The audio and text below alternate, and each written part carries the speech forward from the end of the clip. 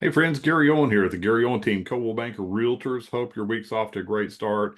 I want to take just a few minutes to bring some clarity to you on the upcoming rule changes that are impacting realtors starting officially this coming Saturday, August 17th. Now, some states and some MLSs have started implementing these rules even before now, but as of Saturday, it'll be mandated nationwide across the spectrum.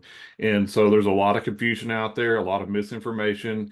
And I want to take just a minute to bring some clarity to you so that as you're having real estate conversations with people, maybe I can help bring some correct information that you can share with them as well. Now, full disclosure, there are a lot of nuances still to be worked out through these rules. They were, in my opinion, pulled the trigger too fast without thinking through everything.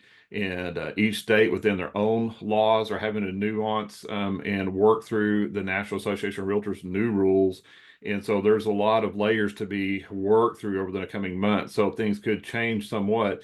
But I want to bring clarity to the two main points that are really involved with this new rule change starting Saturday. So to do that, I'm going to share my screen with you just to help share this information a little bit better. So the new rules of real estate. Let's start first by talking about how it's been for a long time. First off, with the buyer's broker's compensation. That for many, many, many years has been listed in the MLS system so that when realtors are showing a property, they know upfront how much a seller is paying their broker. And of course, the broker splits that compensation with the realtor. That way, if a seller was not paying the buyer's agent's full compensation, they could make the buyers aware of that up front, not waste everybody's time having the sellers get their homes ready for a showing for a buyer that can't afford the home.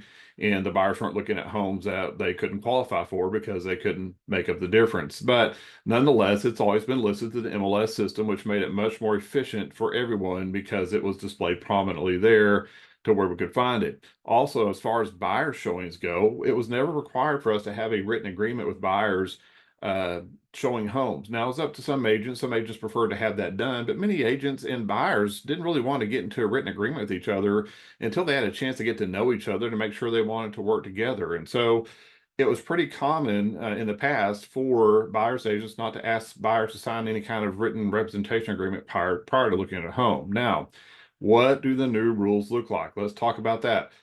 Buyer's broker compensation, because of the new rule, will no longer be listed in the MLS system.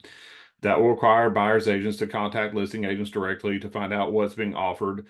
As we understand it, you can display it other places on third-party websites, social media, email, that type of thing, but that has been removed from the MLS system to where we can easily see it and communicate that to buyers. So that's one of the changes. The second change is buyer home showings. Now, by National Association of Realtors rule, realtors are required to have a written agreement with buyers before showing them a property.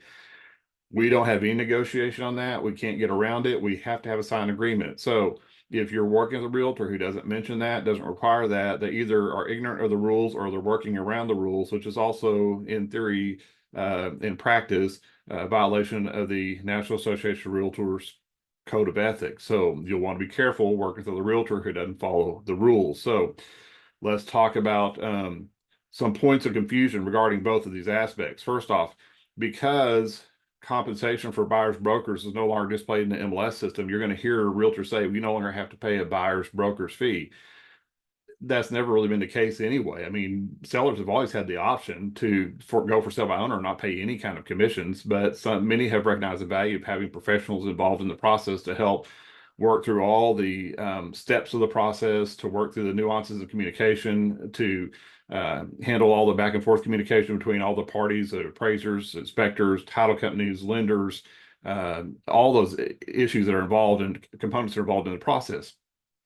And so now you're hearing, well, we don't have to pay buyer's agents anymore. Well, again, technically you never have to, but smart sellers are going to continue to do that because they want to be competitive in the market. Many sellers are going to continue to offer buyer's agent compensation, is at least what we believe, because buyers don't have the ability usually to pay their own agents. They're spending their majority of their reserves financially for down payment and closing costs, and they just don't have the extra money to pay for an agent. So that will limit them to the properties they can look at if some sellers are not paying a buyer's broker's compensation. So in order to remain competitive, sellers will usually go ahead and still pay most, if not all, of a buyer's broker's fee because they want as many buyers as possible to look at their property to help them drive the highest price possible in the sale of their home. So, as far as buyer agreements go, they have to specify who is paying the buyer's broker and how much they're getting paid, whether it be a dollar amount or a percentage of the sales price. So that will be required to be part of the agreement is, okay, who's going to pay them and how much are they getting paid on that? Now, the good news is they're not required to have written agreements for open houses. So if you enjoy just going through open houses as a hobby, I know a lot of you like to do that, you won't be required to sign anything to do that. Also, if you have an agent who's showing one of their own brokerage's listings, because technically and legally they represent the seller until they have a written buyer representation agreement with you, then they're not required to get a written representation agreement from you until you want to take that next step.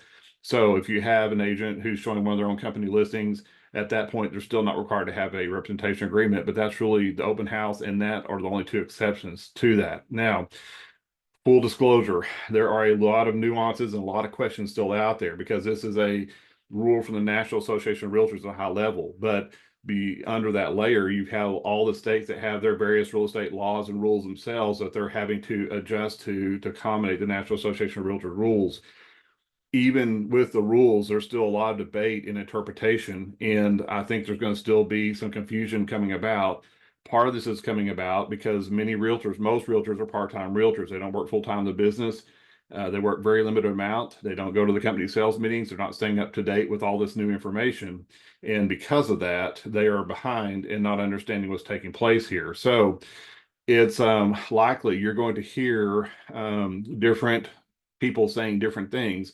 What I'm sharing with you is what I'm hearing from all of the reading, research, webinars I've watched over the last several months, plus our brokerage has all the research we've done as a brokerage to try to stay on top of this. This can be nuanced and change as we go in the coming months, but as we understand it right now, this is how it's going to work going forward. So if you still have questions that I can help you with, just reach back to us.